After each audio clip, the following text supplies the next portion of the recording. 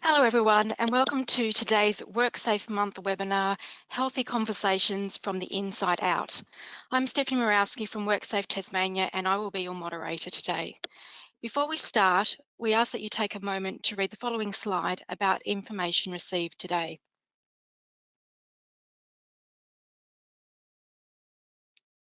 I'll now run through how you can participate in today's webinar.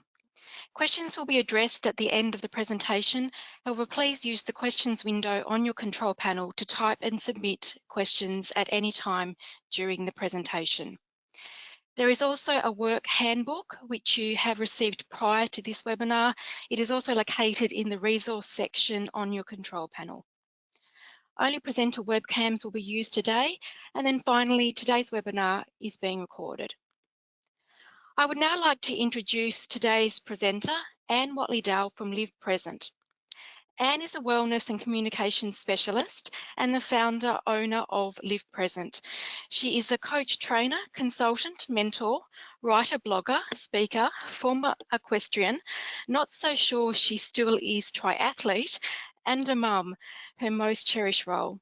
Anne teaches, writes and speaks about emotional health and communication, and is a firm believer that how we feel influences how we show up in the world, and that it's the same in reverse. She is passionate about people and believes we all have a shot at being the best we can in life and work for as long as possible. Welcome, Anne.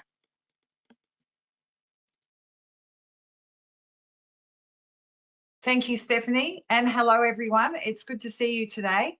I am very passionate about what we're going to be speaking about today, which is healthy conversations from the inside out.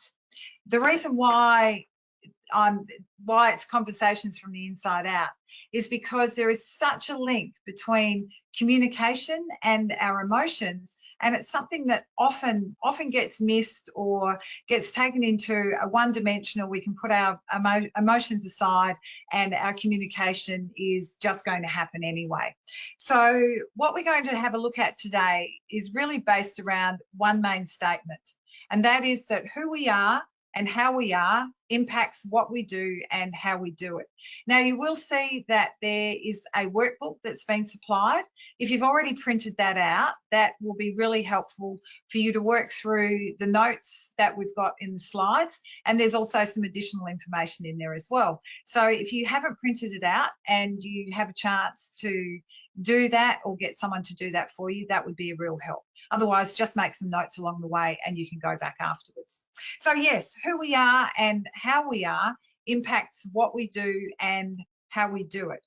So that leads me into introducing something that I've developed really about for a lot of years, but really put on paper probably about 10 years ago, called my Wellness and Wellbeing Barometer. You may have seen something like this before, covering all the different aspects of life. Where this evolved from was, first of all, looking at the core of what makes wellness and well-being happen is really about us. It's about ourselves and our roles. And over a period of time, I've added in my other core elements, which are emotional health, sitting right at the very center, and financial wellness. So the barometer itself is something that I'm going to cover each of the core areas. You'll have a copy of it in your notes, so you'll be able to see the detail. But because of timing, I just really want to focus mainly on these core areas to start with. So emotional health, or emotions in you, emotional health really does lie at the heart of wellness. If you think about the last time that you had a really great day, you probably were feeling pretty good in yourself right at the start of the day, or something happened that helped you to feel good about the day and things flowed. Take the other side, where you may not have had such a good day, you had something on your mind, and it's very easy to see that flow-on effect as well. So inside out, you know, our emotions are affecting how we show up in our roles. It's showing up in how we're managing our finances, or maybe how money is affecting us, and then through the other areas of wellness as well.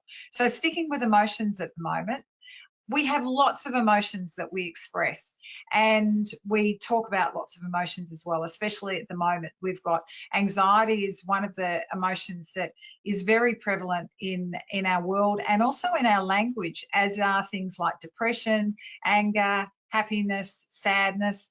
The challenge is as well that we're also ending up having a lot of labels put around our emotions too. And we have to be a bit careful that we don't identify in the way, say that we are how we're feeling. So, for example, there's a big difference between saying I feel anxious and I am anxious. So how we express our emotions also is quite a challenge at times, because we're often told to not express our emotions or to not be emotional, or you're too emotional. Don't show any emotion whatsoever, because that's not the done thing. It's not the world that we live in. The challenge is when you stifle your emotions, it doesn't help how you express yourself. Okay, so your emotional vocabulary, there'll be some words that you find very easy to use when expressing emotions, and there'll be some that will seem quite foreign. So what I've done in the workbook is I've given you a spot to be able to write down some of your own emotional vocabulary, as well as giving you a list of some words to express emotions that come from a lady by the name of Carla McLaren, who wrote the book, The Language of Emotions. And that information is in the workbook for you as well. Self-talk is something that is really important. What you say to yourself about how you feel, as I said before, telling yourself I am anxious as opposed to I feel anxious can have a really big difference. There's a lot of sensitivity around the words that we use, and often that's lost because we're not really taught about it, and we unconsciously use words and descriptors about ourselves that can't do anything but, in the negative sense, influence how we're feeling and how we're acting and showing up. And so the other side to that, of course, is when we're aware of it, we can change some of those words and change how we're describing things, and we can make a big difference as well. So emotions are at the very core, and then we have ourself and our roles. Ourself and our roles really come back to the things that we do in our life. We might be a parent, we have our job title at work or the work that we do, we have our roles in the community. So there are three main areas where these roles show up. That's in our home life, in our work life, and what I like to call our play life or our social life. So when we're identifying with each of these roles, it's really important to be able to show up as fully as we possibly can. And that's about being engaged. And I like to define being engaged is the energy, as the energy to be present. This came out of something when I was working and putting this model together, was formulating in my mind. I came to this realization about self and roles when I was looking at my 4-year-old son as I was running around grabbing things to get ready to get to work, and trying to find my bag and my keys and etc. etc. And he just sat there, and I looked at him and I realized that all he really wanted me to be at that moment in time was mum. He didn't care about anything else. And then I realized it's really no different in any of the roles that we play. It's easy to think about it though, and it can be quite challenging to do it. However, the bonus of being able to engage fully in anything is great, because we tend to be more efficient. The people that we're around appreciate us more, and we enjoy our time in each of those roles much more. So, for example, a great challenge for anyone that works can be leaving work at work, particularly in such a connected world with all of our devices, and also with what's happened with the pandemic and being so connected at home all the time, working from home. The lines between home and work have become so blurred. I'm sure I don't need to tell many of you about that, because most of us have experienced it at some stage recently or are still experiencing it all the time. So engaging fully means that you are able to really enjoy each of the roles that you're playing at any moment in time. And I've just skipped over something that I did want to say, which was about safety. And that is that safety comes into everything that we're talking about with being engaged as well. It's one of the greatest benefits that we can have by being engaged fully in anything. And for me, safety begins at the time that before we go to bed, and it starts before we wake up. So it's a real continuum. So I've skipped across into financial wellness. Financial wellness is the third of our inner circles in our barometer. Financial wellness isn't about the zeros. So before you're thinking I'm saying that everybody needs to have a big fat bank account and they need to focus on money as being the most important thing, and that's why it's in the core of wellness, that's not what I'm saying at all. What I'm saying is that financial wellness, or a lack of financial wellness, can cause us a great issue. So it's not about the zeros, it's about having what we need or what we want for what we're wanting to achieve in our life. So it's a really important one to remember. It has a big impact on us and the way that we're living, because money can be one of the greatest stresses. Think about when it might be that you've forgotten to pay a bill. You've had the money there, you've forgotten to pay the bill, or you haven't had the money there and you don't know how you're going to pay the bill. That's a reality much more than we know, because our financial status is not often something that we freely talk about. The challenge is that it can really influence how we feel in ourselves. If you're having a day where you're worried about paying bills and you're attempting to show up and be your best self in a conversation at work, and you know that you need to get a payment sorted, or you need to work out how to get that payment sorted, that can be an underlying distractor all the way through your day, through your conversations, and through anything that you're attempting to do. And it can also affect how we approach our ability to be well and have a real sense of well-being. It influences our self-worth and our self-talk. So, for example, if you're saying to yourself, I'm no good because I can't make any money, or I'm a failure, I'm a loser, I just keep on going out and spending, those sorts of things will flow into telling yourself that you're incompetent, that you really can't get past that. So we can easily identify ourselves and our competence level by our financial status or our ability on a day-to-day basis to put food on the table. It also influences our customer conversations. So I've seen this a lot of times, particularly when I was working a lot in automotive, where some of the service teams would often look at huge dealership service bills and think, oh, I can't afford to pay that. That's way too much money. And they would immediately, without consulting the customer, they would go down the track of saying, we know that's really expensive, and then look at discounting or finding a cheaper alternative. So when having an expectation on what someone else might be able to pay is not relevant when you're comparing it to your own situation, because we're all quite different. It can also influence workplace conversations. So, for example, if you're wanting to have a conversation with your boss about maybe negotiating a salary package, and you might find out that someone else in the team who's doing a similar sort of role is being paid a different amount, and you're wondering, going into that conversation, you might be double guessing yourself and wondering why it is that that's the case, and putting yourself on the back foot and thinking, oh, well, it's not even worth having the conversation, because I'm not going to get what I'm wanting. It can also come in talking about anything to do with business matters as well, not necessarily directly because there is a financial challenge, but because you're distracted by thinking about financial challenges outside. Or it might not be you, it can be the other person as well, who just seems to not be quite as engaged as they normally would be. So the other area that this can have a big influence in is how we actually approach the other areas of wellness and well-being.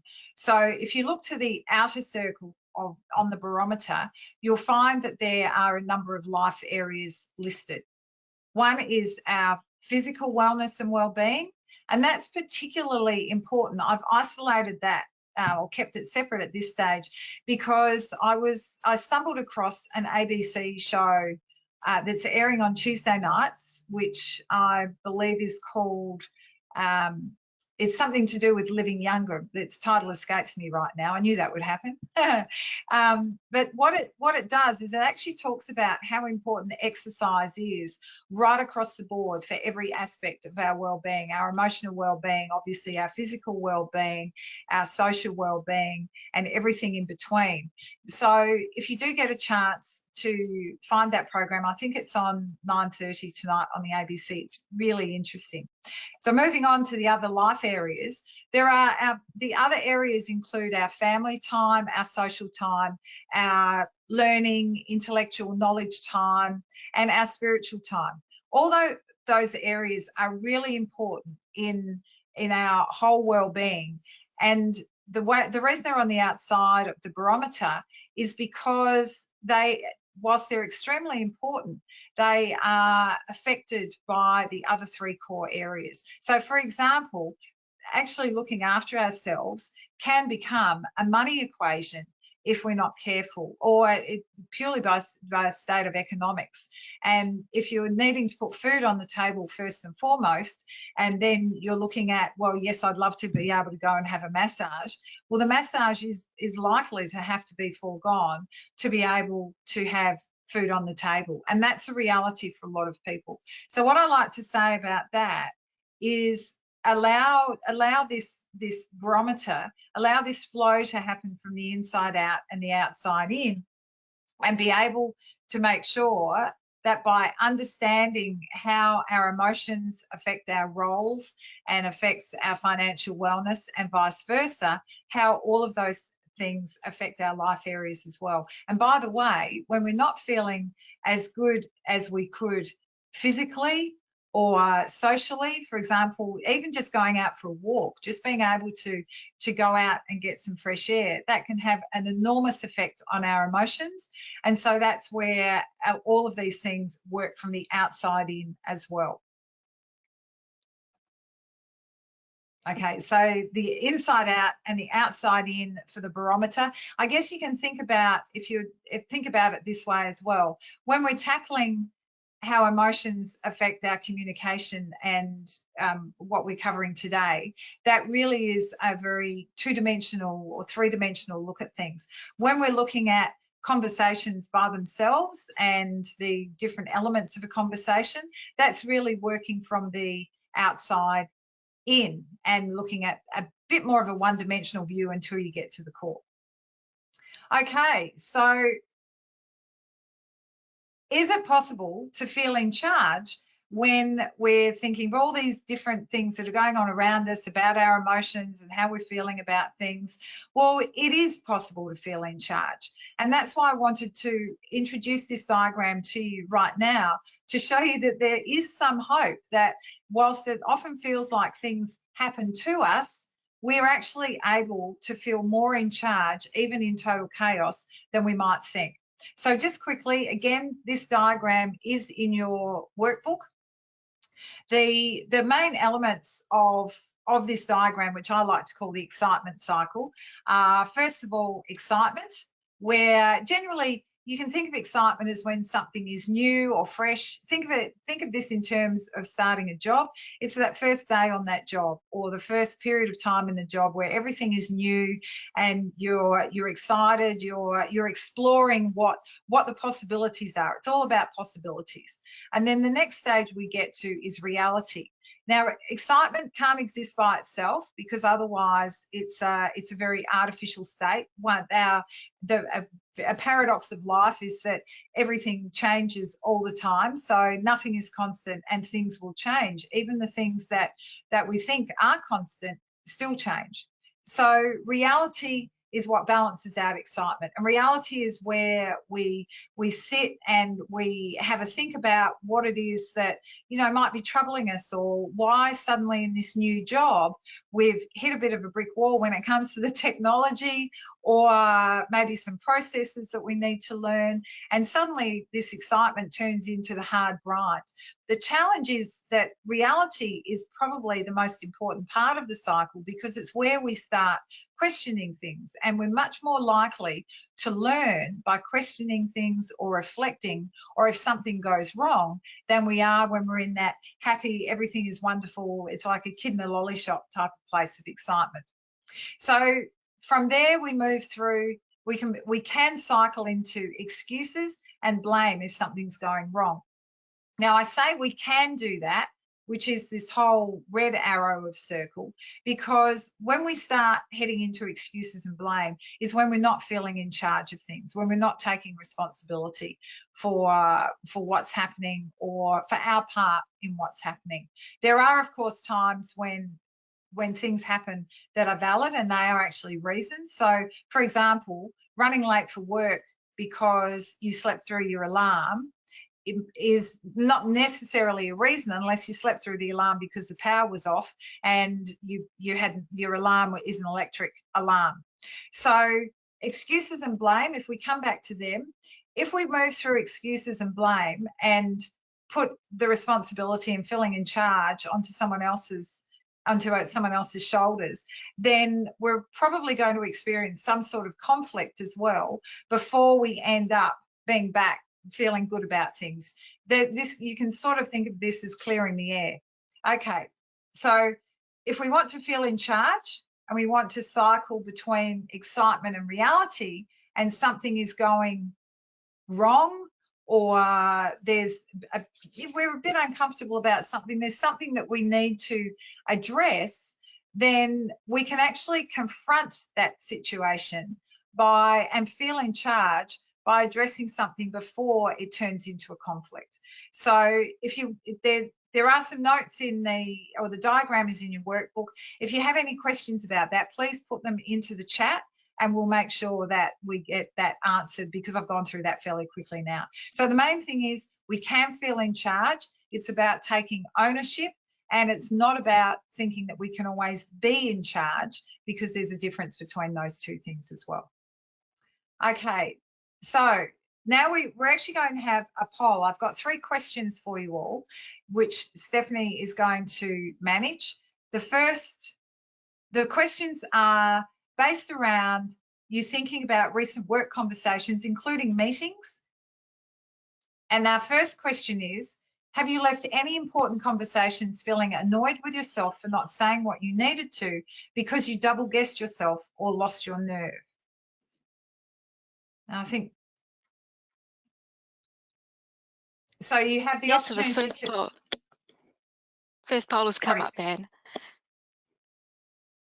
Yes. So you can answer yes or no. If you just take a moment and just the first one that comes to your mind, yes or no.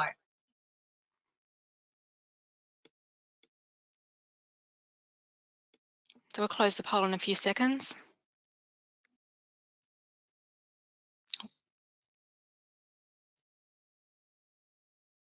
We'll close the poll, Anne, and share the results. Excellent.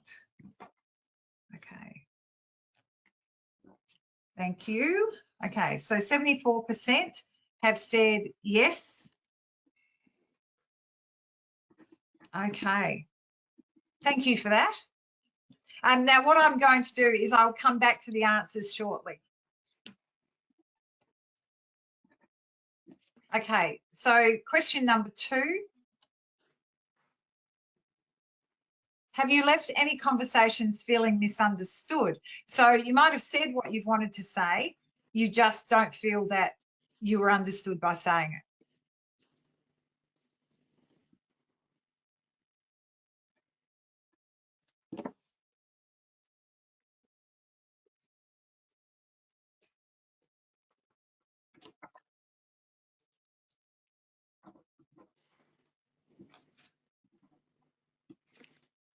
We'll close the poll in a minute, Anne. Thank you.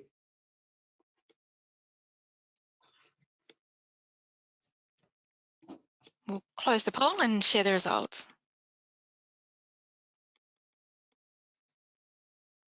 Okay, so about the same. 75% to yes, you have left conversations feeling misunderstood. Okay, so our third question is, have you left any conversations feeling as if you haven't been heard or that you were invisible? So again, this is a slightly different take. So you might have said what you wanted to say and you just think, well, no one either was listening or was interested anyway.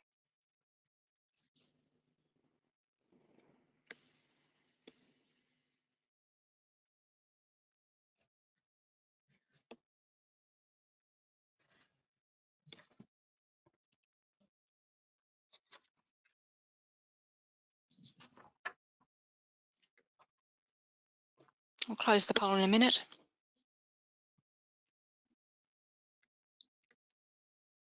I'll close the poll, Anne, and share the results. Thank you. Okay. So 67% said yes, that you've left feeling that you haven't been heard or were invisible. Excellent. Thank you so much for participating in that. We will come back to those results a little bit later on when we're looking at how we put things together.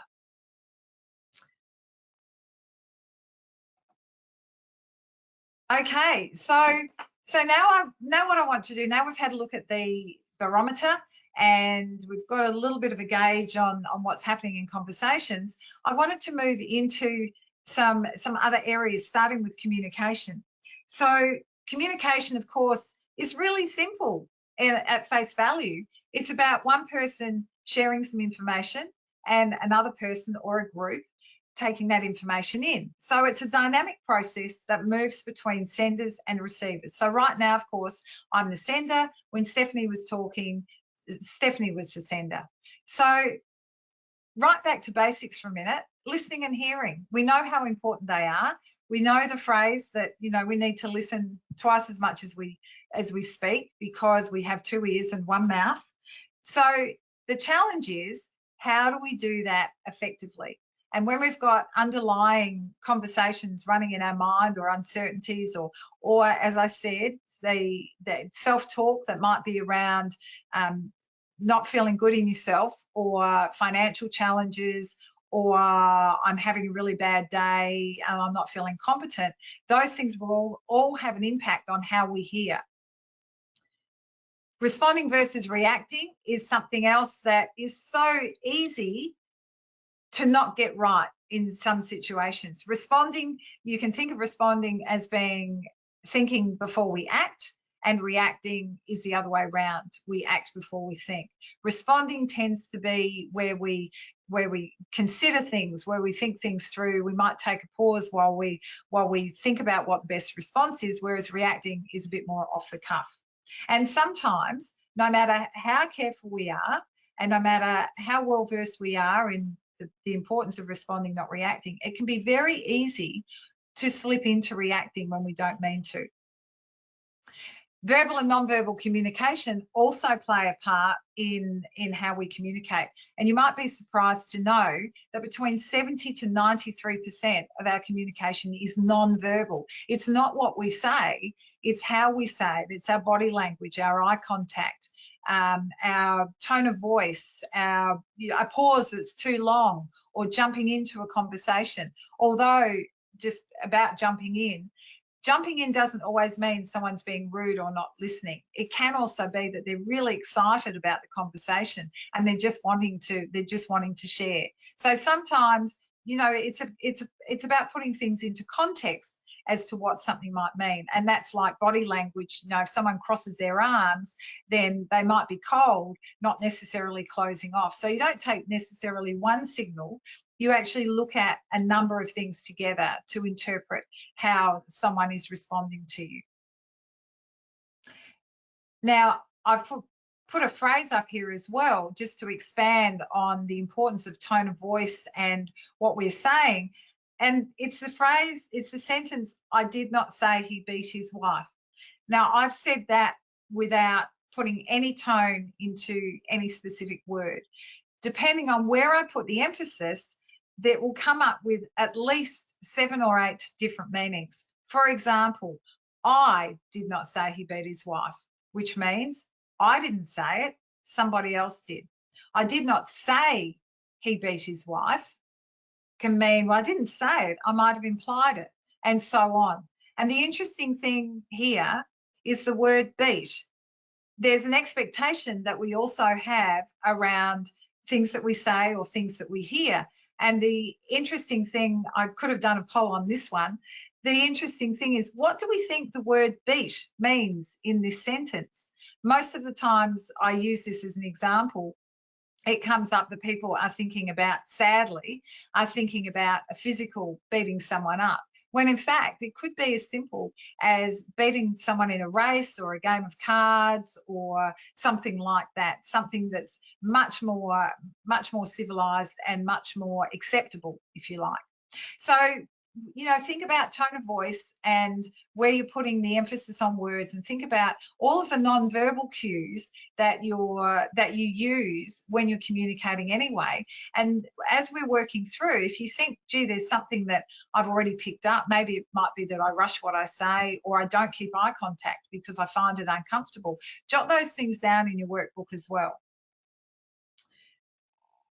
Another aspect of communication is about what I like to call me-based and you-based communication. Now, at face value, this looks like just 2 triangles. What it actually represents is how we communicate, starting from the outset where we greet somebody, we say hello to them, right through to where someone is feeling confident about maybe making a decision, or we're ending a discussion on a positive note. So what we're talking about here, when it says me-based and you-based, or my needs first and your needs first, I'm actually talking about you in this context. So my needs here is relating to you, and your needs is relating to the needs of the other person. I know that sounds a bit confusing. It's just the easiest way to put it up there.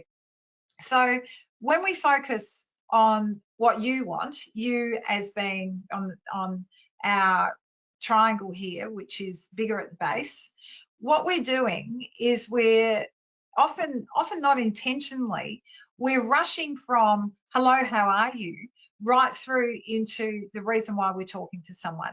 There's not a lot of greeting, there's not a lot of rapport building, there's not a lot of anything really except getting to the facts. And that tends to happen a lot on the telephone. So if you've ever got off the phone and you've thought, gee, that I didn't really feel like I connected with that person, that's possibly because you've been on the left-hand side with the triangle on the left, where all of the effort has gone into the final parts of the conversation with not much effort or time going into the top part.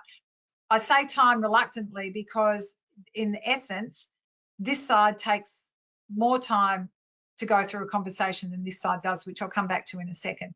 So when we come over here, where we're focusing on the other person, or on the other person's needs, what we've done is we've added one simple component.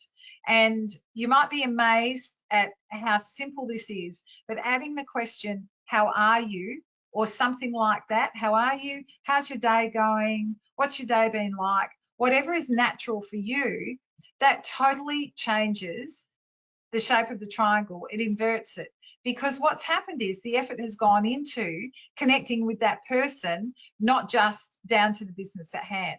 Now, I said before about time. It actually takes less time in a conversation to follow this process and connect in the beginning than it ever will in this side. Because if there's a decision to be made or a tough discussion to be had, if we're able to break the ice and build some rapport here, people tend to be much more relaxed. They tend to be more honest. They're more open. They're just much more likely to flow with you through the conversation, and they'll feel more confident and more able to make a decision at the end, even if that decision is about, look, we need to have another discussion, or I need time to think about this or consider this. Over here, often the door is closed at that point, and that's where the effort is so much greater at this point. So if you haven't written down the question, how are you, or something like that in your own wording, then I would recommend that you do that now in your workbook as well. Okay, so how we show up on a daily basis is one of the really, really big questions. It's one of the most important things for how we run our day and how we run our conversations. If we have a look at one of the fundamentals, it's about whether we're showing up coming across as being assertive, aggressive, or submissive. So what do those three terms mean? Well, in their simplest format, being assertive means that I'm showing you that we're both important. There's a mutual respect between me and people that I'm speaking to, and it's flowing in both directions. When I act submissively in a conversation, I'm showing that I'm less important and that you're more important. And this is where, that self-talk of not being good enough, not being confident enough, not being capable, all those things can kick in very easily and lead us to feeling and acting quite submissively. Excuse me. And aggressive, on the other hand, is the other way around. It's where I'm coming across as thinking that I'm more important than anybody. It's all my way or the highway. I don't want to listen to anybody else. No one's opinion matters, and there's no mutual respect. And that can come across quite arrogantly. And if you've ever sat in a meeting with someone where you know that there's no point in saying anything, that's possibly how that person may be coming across without even realizing it. It can come across as overconfidence as well. Okay, so if we're going to show up in the way that we want to, it's really important to know ourselves, to know how we respond to the different things that are going on, how we respond in ourselves to everything that's happening for us. So if you know that you have a tendency to rush, then make sure that you prepare yourself. You take a breath before you go into a meeting. Make sure that, sometimes we need to slow down to speed up.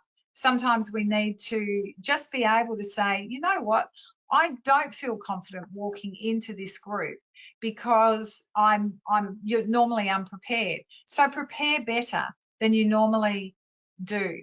Prepare so that you can you're aware of the expectations that you're putting on yourself, as well as the expectations that are coming from other people in the presentation or the meeting or the discussion that you're about to have.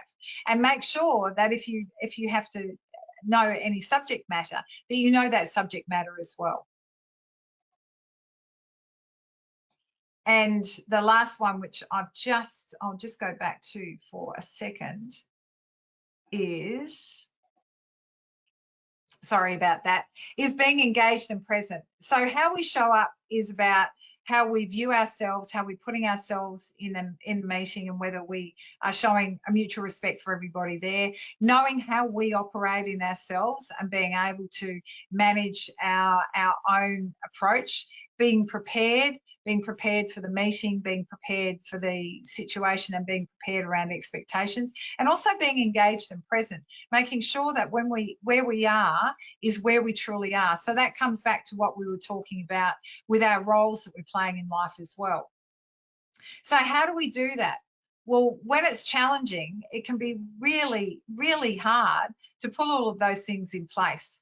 So if we're dealing with a challenging situation, it's really important to remember that there are two elements to any challenges. There is generally some sort of emotion, and there is the situation or issue or discussion point that is involved with that challenge, that is creating the challenge.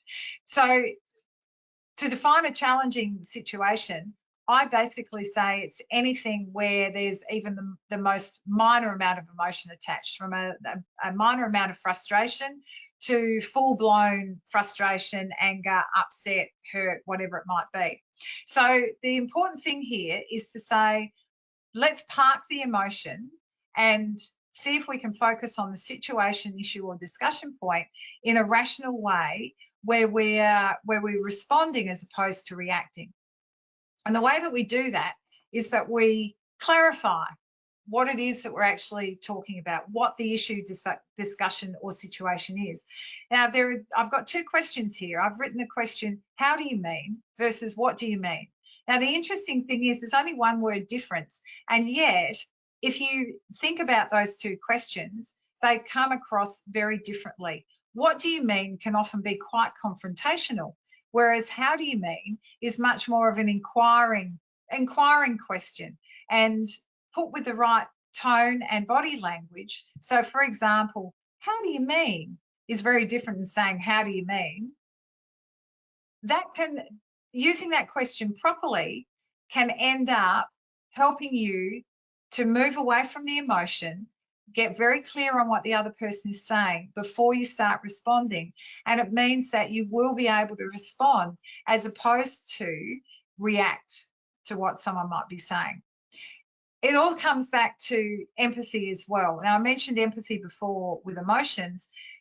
In challenging situations in particular, we can end up, if we're not careful, escalating a situation without even realizing what we're doing.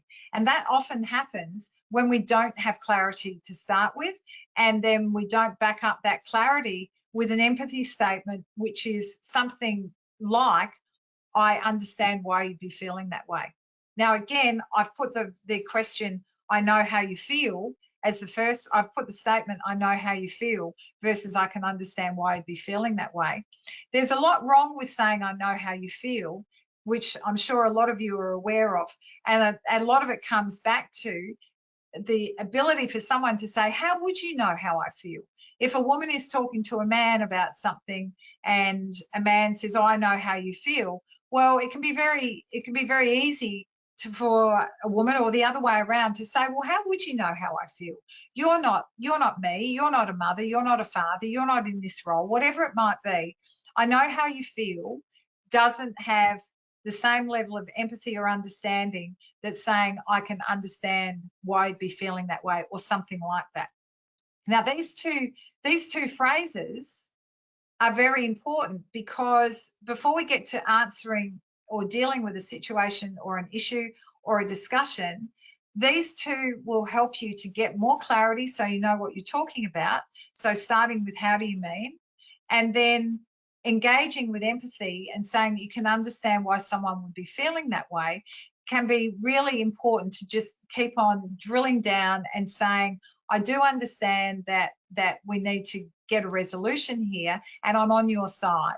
So, for example, if somebody is saying, I don't want to pay that much for this product or service, the how do you mean might come back with an answer that I just don't have the money right now. And the empathy statement would come into, well, I can understand why you'd be feeling that way. What we're asking you for, to what you're asking, looking at buying here, can come across as quite expensive to start with. However, we are able to look at some different options here, and then you start looking at what the options might be. So that's a customer situation. If you put it into more of a personal situation where someone is feeling unsettled in their work, or not feeling very competent, and it's a tough discussion in that way, well, how do you mean can drill down and flesh out some more of what that person is actually feeling towards or about their role and themselves, to then be able to say, well, I can understand why you'd be feeling that way. However, let me assure you that we're here, the reason we're having this discussion is to be able to see how we can make things better, how we can move forward from this. So let me ask you a few more questions, and let's have a look at what a solution might look like. So again, I've gone through that fairly quickly. If that's something that you are interested in finding more about, then please put that in the questions as well. And just as I finish up with this, continuing the conversation might mean that as you're working through, you might say a number of times, well, how do you mean? Or how do you mean exactly? Or could you clarify that a little bit more for me? Just so that you have a clear understanding about what it is that you're talking about before you go on to any answers or solutions. And of course, the empathy statement can come into there as well, circling around, yes, I can understand that. Yes, I do understand that. I can understand that, and then redirecting back into the situation. Another point to bring up here is that if you have the opportunity to be right or kind, this is the time when we're using empathy to really focus on seeing if you can be kind first, because often the right doesn't matter as much as the empathy does. Okay. So that brings me to another aspect of challenging conversations, and that is what do you do when you can't speak up, when it's an environment that you don't feel comfortable speaking up? It's something where you've gone in feeling like you know what you want to say, and then you realize halfway through you need to change what it is, what that is, because it's just not going to be relevant, or there's not going to be a good outcome. And a quick example there is I remember a mum at school that went to have a fairly stern conversation with a teacher about something, and she was very, very intent on letting this teacher know exactly how she felt about the way that her son was being taught and some of the gaps that she could see. And when she turned up to the meeting, the headmaster was in the meeting as well, and made it very, very clear that if there was going to be any finger pointing, as the headmaster put it, if there was going to be any finger pointing, then the parent and the children weren't welcome at that school. And so the parent had to do quite an about face, literally in a breath, to take it from wanting to be quite harsh and very clear to just working out how she might be able to help the teachers to help her son more. So, sometimes we need to think on our feet, because it's just not possible for us to say what we wanted to say and have a good outcome. The other thing that can happen is that when we can't speak up, it might be because we're feeling challenged in, say, our work environment or in our role, but we don't feel safe in being able to say what we want to say, because we know that the response is likely to be, well, just leave then. If you don't like it, then leave. And the reality is, for a lot of people, no matter how tough things are, leaving a job or a role of any kind can be quite challenging, because we need to be able to put food on the table. We need some sort of security for families. We need to be able to consider all of the facts. So there might be a time where someone is really, really aware that they need to have a break from work, or reduce some workload, or change something at work to be able to engage better and perform better and be well, and yet you're having to reframe or refocus that. So if that's the case, if that's a situation that you or someone finds themselves in, then it's a case of reframing it and being able to say, not say to yourself, I need to say that, but I can't. Just be able to reframe it into saying, well, right now it's more important that I look after keeping a job, because there's not a lot of jobs out there in my field, or I need to look after my family and keep my family stable, because I can't afford to not be doing that right now.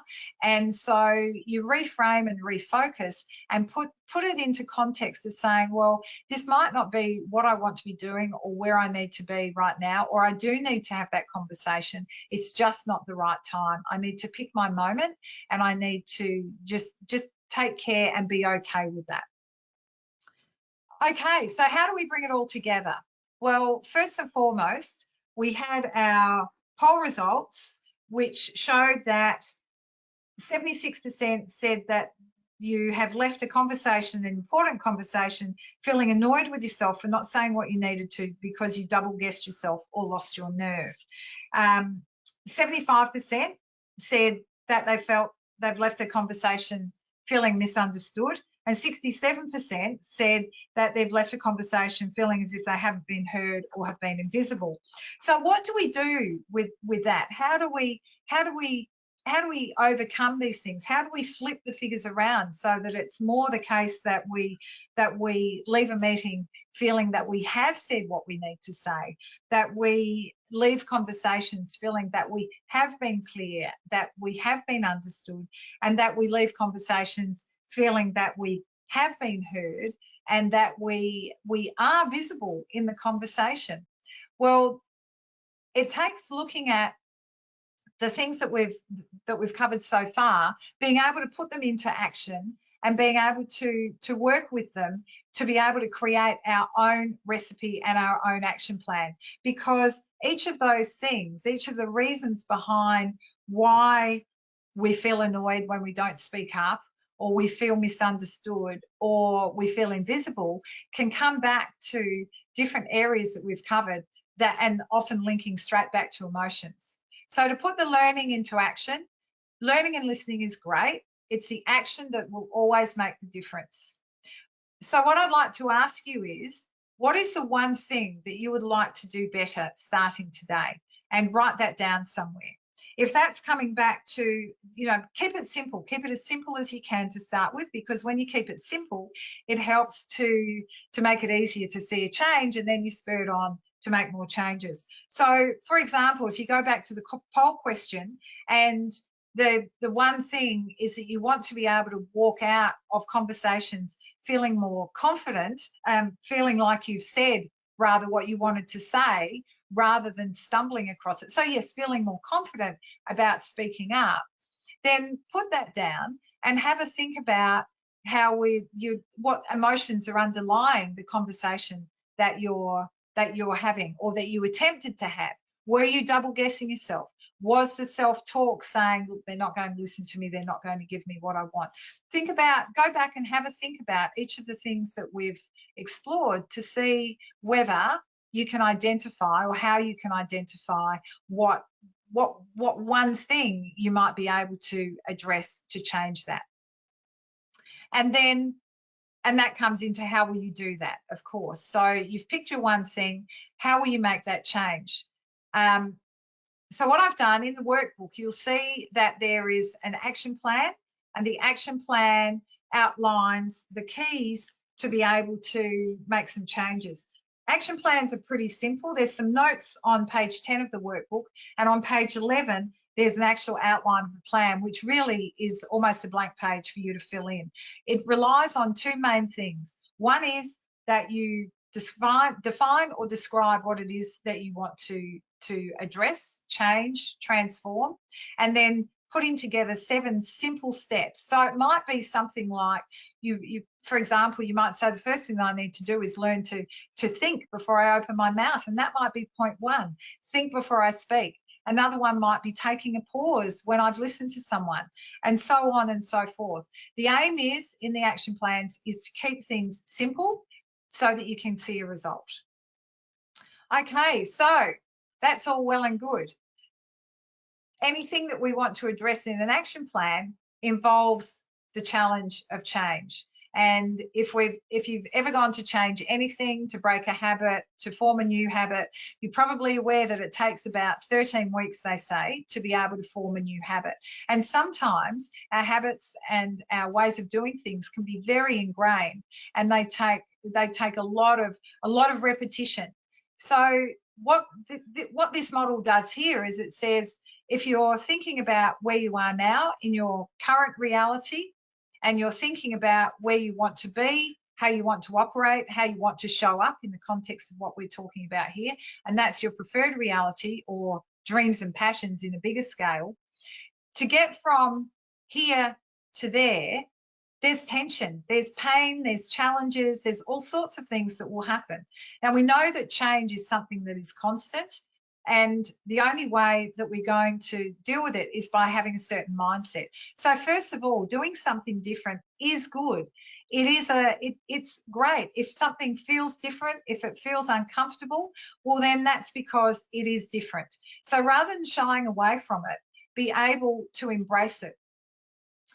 There are tipping points that come along, and tipping points are where the pain of not making a change suddenly becomes greater than the pain of making a change. And suddenly we realise that, you know, starting to listen more and hear what people are saying is much more important than always being the first one to talk.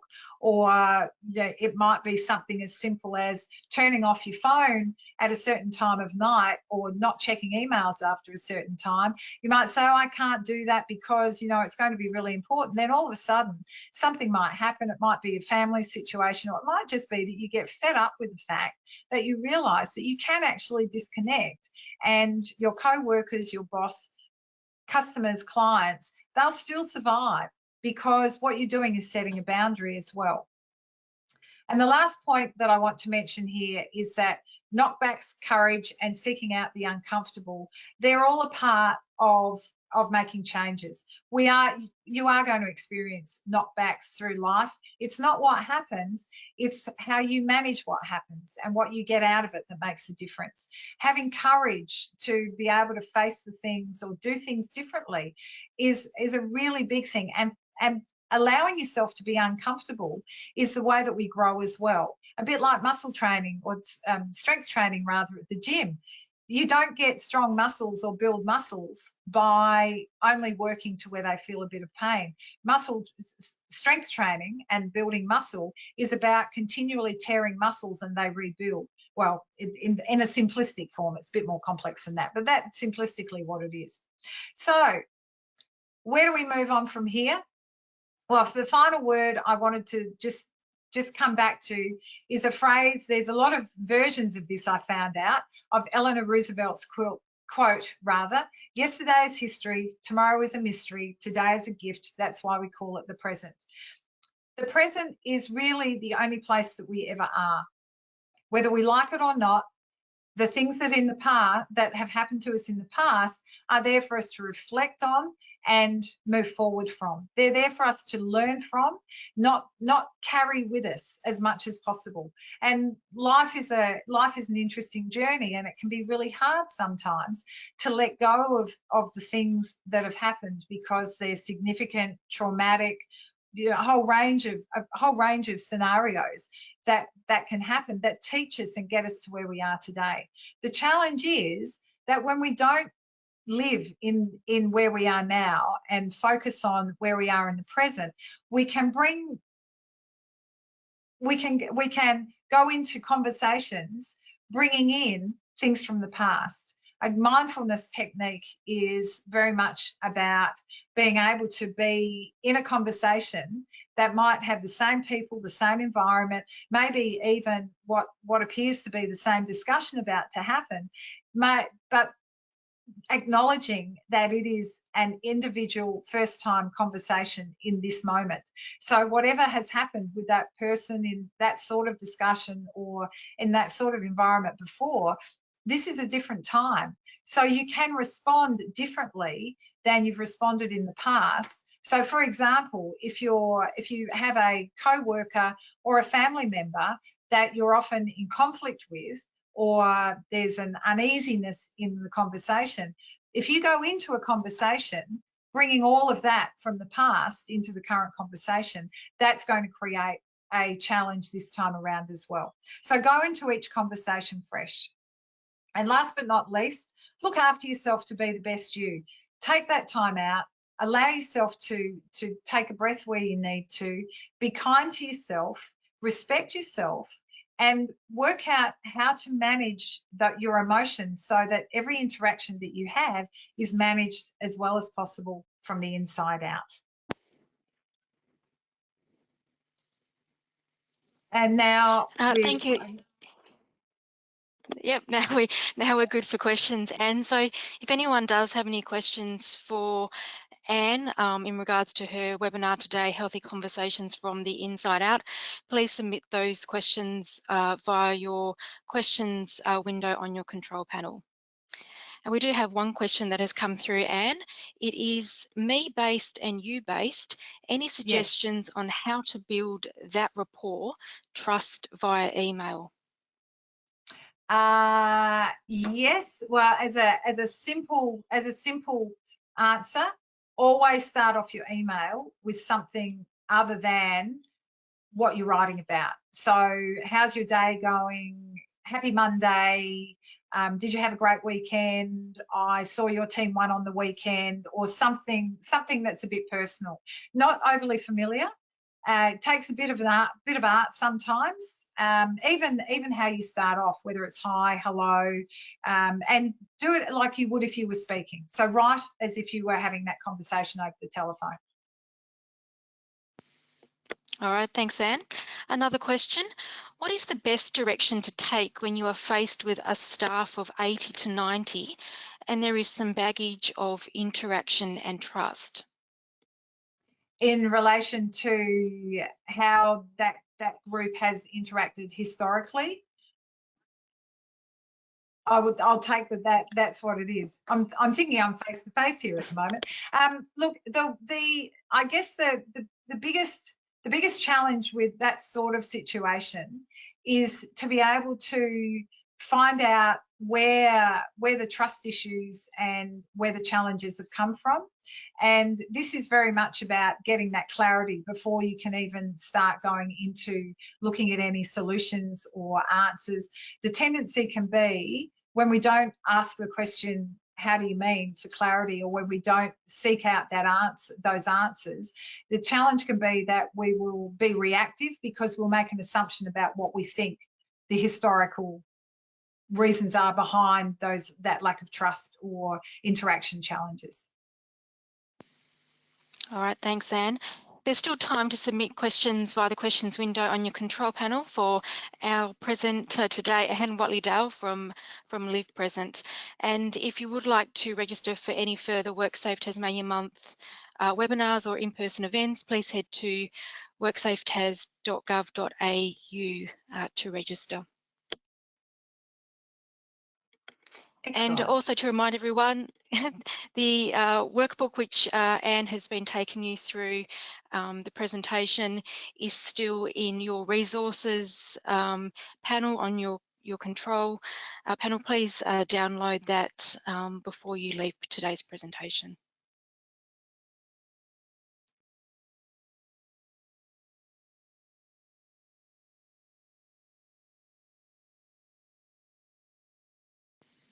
You're very quiet. Yes, so it is.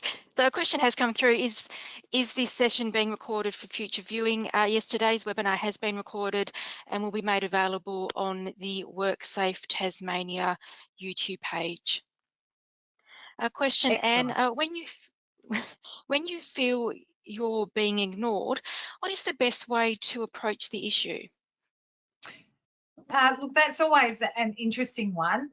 First and foremost, if you're aware that you're being ignored, then have a look at how you're speaking, how you're coming across, what your body language is, and see whether you can use some of those cues and tools to be able to engage with the other person. So, for example, we didn't talk a lot about the actual physical body language today. I was focused more on tone of voice and things, but exhibit the same sort of body language as the people that you're speaking to. That can often be quite helpful. We often do it naturally. So, for example, if someone's sitting and they've got their head on their hand like that, then that you doing the same sort of thing and nodding as well. Obviously, not exactly when they do it. If they move, you don't suddenly make this huge gesture as well. Keeping eye contact, really engaging with the other person from a body language point of view can help. And then from a what we're saying point of view, think about the words that you're using, the sorts of expressions, even your tone of voice, and whether you are coming across as confident or maybe coming across as a little bit submissive or sitting in the background. Thank you, Anne. A couple of comments have come through. Thank you for an excellent presentation. And this presentation was fantastic. Thank you. Oh, thank you. Another question. How to stay calm and composed in a conversation when the answer, response, attitude you get is deeply upsetting you. So Okay, now how do you stay calm? how do you stay calm? Okay, when I can already feel my heart pounding in that sort of situation, the heart pounding and all these physiological responses happening as well, and there can even be an emotion, an extreme emotion that's wanting to surface as well. I know sometimes in those situations for me, I have to be careful that I don't get a bit teary, for example. So how do you keep all of that under control? Well, part of it can be simply grounding yourself and taking a bit of a breath for a minute, and it might mean that you count quietly to yourself. I'll often say, count. If you really need to take that time out, count to 5 or 10 or 50 or 100 or whatever it might be, to just take a moment and stop yourself from reacting. Some of the other things can be if you do speak, to really think about what you're going to say and deliberately speak calmly, slowly, maybe a bit more quietly, as you're just attempting to chill yourself a bit. If you can take a moment, if you can take a moment to get out and come back again, that would be great, but that's not always possible. But that would be my key things. Take a breath, slow yourself down, and just very consciously think about what it is that you say next. And sometimes it might even be that you need to say, look, I can understand where we're up to right now. However, I think it's probably best that we leave this conversation for now and we regroup at another time, or something like that. That means that you don't close it down in a negative way. You respectfully create some space. Thank you, Anne. Another question, if you do teamwork discussions, do you share action plans in the group, or are these just kept personal? Now good question, and segues nicely into the fact that I didn't mention that the personal action plan can be used for a team action plan as well. So it really depends on the group and the topics. How I use action plans is that I always say that I create an environment where if you want to share your personal action plan, you can, and if you don't want to, then that's fine too. However, creating a team action plan, which is essentially exactly the same form, you just change the form from personal to team and create team outcomes and the team action. That's a really good way of bringing everyone in to focus on what they want to together, while still maybe having their own as well. Thanks, Anne. Another question, you said to go into a conversation fresh. What if the other party is not interested in going into the conversation fresh and still having baggage, making each conversation hard and uncomfortable? Okay, great question, because that really comes back to the fact that we have no control over what somebody else is doing. All we can do is feel in charge of what we're doing. So that's where I continually would circle between the how do you mean, the clarifying questions, and the empathy statement. I can understand why I'd be saying that. So certainly, so if I was talking to you, Stephanie, I'd say, certainly, Stephanie, I can understand what's happened in the past. However, now that we're in our and that was distressing, or that was a challenge. However, for us to be able to move forward, it's really important that we focus on the discussion that we're in right now. How does that sound? And then see if we can get that into the questions that then take us to a solution. And if they're still wanting to come back and back, I would again say, look, I can understand that, and continually again attempt to not ignore what they're saying, empathize with it, acknowledge it, and then redirect the conversation. Eventually it does work, as long as you just can maintain that, maintain the focus on doing that.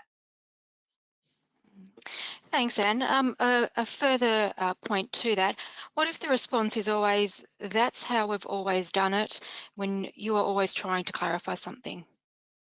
Okay, so again, if they say that's how we've always done it, then if you ask the question, how do you mean, in the right way and in a questioning way, and what I'm talking about is like, well, could you give me a bit more detail on that? So it's how you speak, it's how you use your body language, the whole thing, and often it has to be really questioning. Like I just want to be really, really clear on what you're saying.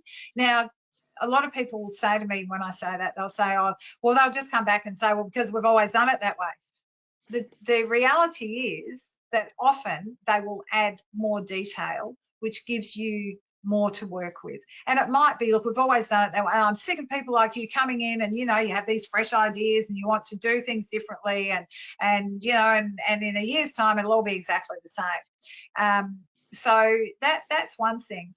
And then through building, through that discussion and getting as much detail as possible, you're then able to formulate how you say to them, well, this is a different situation. I'm a different person.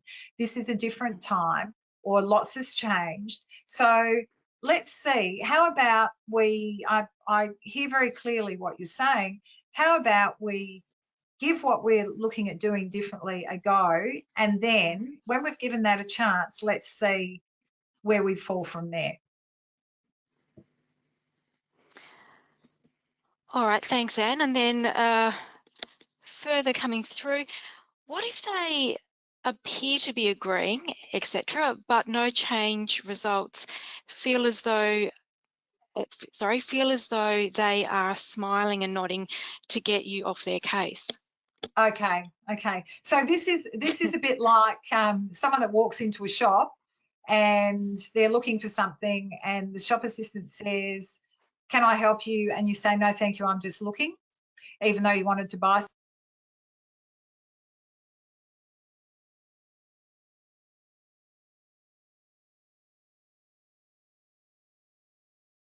something, or you found something that you want to buy and it's way out of your price range and you had no idea it would be, and the shop assistant says, or the person says, "Can I help you?" You say, "No, thanks. No, it's okay. Yeah, I'll let you know." So it's a disengaged conversation, and it really is one that's designed to, get you off your back. So how do we change it? We change it by getting that rapport picture built.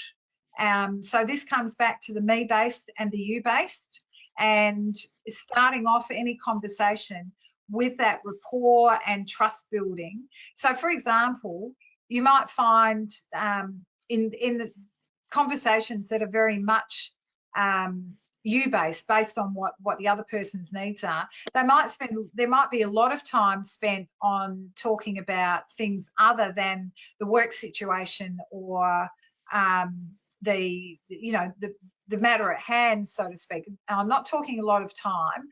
I'm talking about the context and the quality. By doing that, it will drop a person into a much more relaxed mode, and the likelihood of them being able to sustain just giving you lip service is much harder. They have to really work at that then, because you're pushing them in another direction in a nice way. Thanks, Anne. Another question. I've heard that when someone doesn't agree with us or has an alternative opinion, we first think they don't understand and try to explain it to them. Then we think they are stupid when they still don't agree. I think that's an interesting take on it all. The challenge there is being able to understand that, first of all, not everyone is going to agree, and also people are going to push our buttons. So I think pushing our buttons has now been replaced by we get triggered by things.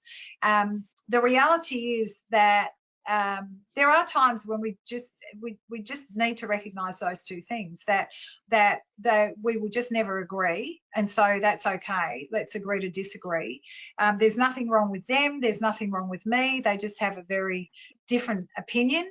And if I'm finding it a challenge to deal with that, then to look at myself and say, why am I feeling a bit insecure about that? What can I learn from this other person? There's a great speaker by the name of Wayne Dyer. He's not with us anymore, but he wrote he's written a whole lot of books around mindset and attitude. And he often says that, and it's very true, the people that don't agree with us are the ones that we learn from the most, because they teach us how to respond. They teach us often to see another viewpoint, and it's just getting past that initial response that we have, where particularly when we're feeling a bit insecure or unsure of ourselves, we want people to agree because we want to feel that they like us, and and that we're on the same team. Thanks, Anne. A question has come through in regards to a process that you talked about in your webinar. So the question is, can this process be used to invigorate group thinking and actions? Which process was that one? Oh, the overall process?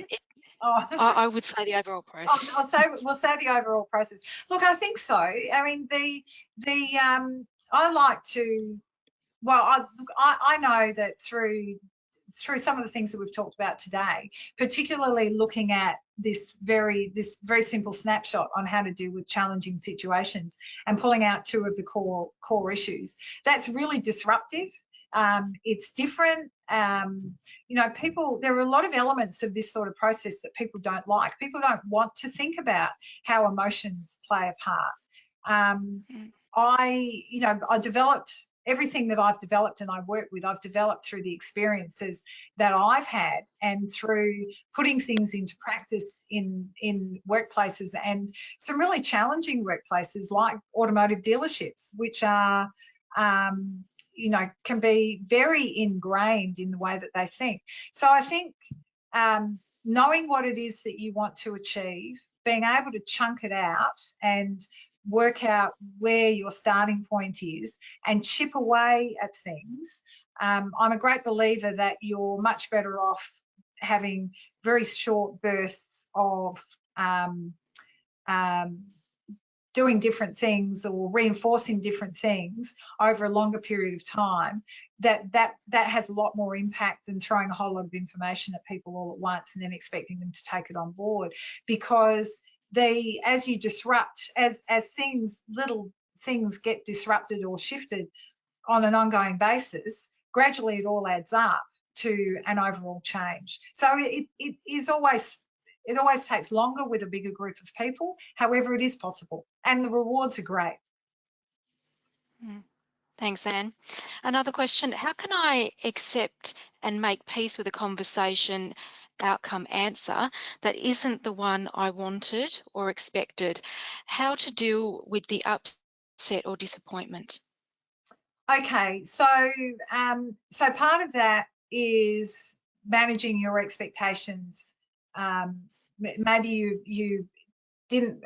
Maybe it's not always easy to manage the expectations about a conversation before you go into them, because you might not know what the conversation is going to be, and you might not even think you have any expectations until you realise that they haven't been met, or that you feel that that frustration, sadness, disappointment, or anger, or whatever the emotion is that's attached to it. Part of that comes back to forgiveness and kindness. Forgiving yourself for feeling the way that you do, and saying, hey, look, it's okay, this is how it is, and you're human and you're allowed to feel this way. You can also, it's often helpful as well, as odd as it may sound in different environments, it's also really helpful to, particularly if something you feel really annoyed about something, it's good to forgive the other person as well, because it's not their fault that you feel the way that you do. It's not anybody's fault. The other thing about emotions is that we do choose how we feel, and we can choose how to get past an upset. It doesn't mean that you don't feel it.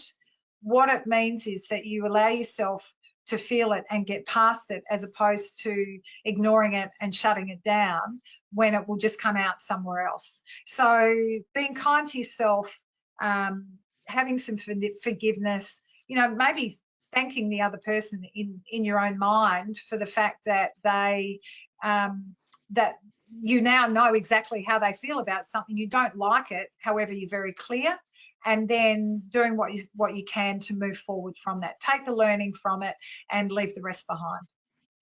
Hmm. And a final question for today, Anne. Sometimes I feel like I annoy peers by asking why. Is there a point to stop questioning, challenging the status quo? I guess the short answer is it's always great to question things, people, what's happening. The challenge, the reason why a lot of people don't like it is because they don't have the answers, and it can seem it can seem annoying to somebody else that you are questioning. So I guess I would say two things. One is never stop questioning. The other would be work out how to ask that question maybe in a different way.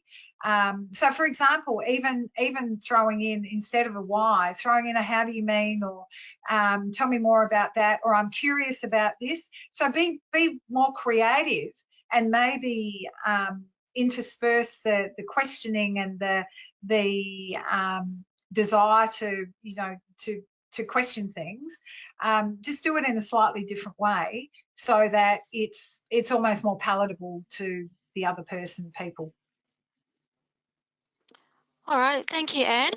Well, that brings us to the end of today's Pleasure. webinar. So thank you, Anne Watley-Dale from Live Present, and thank you everyone for attending today's webinar, Healthy Conversations from the Inside Out. At the close of today's webinar, you will receive a survey. We do appreciate you taking the time to provide us with your feedback. Today's webinar has also been recorded and will be made available on WorkSafe Tasmania's YouTube page. Finally, to find out more about Tasmania's WorkSafe Tasmania Month and other services funded by the WorkCover Tasmania Board, delivered by WorkSafe Tasmania, including the free and confidential advisory service, please head to worksafe.tas.gov.au. On behalf of the WorkCover Tasmania Board and WorkSafe Tasmania, thank you for joining us.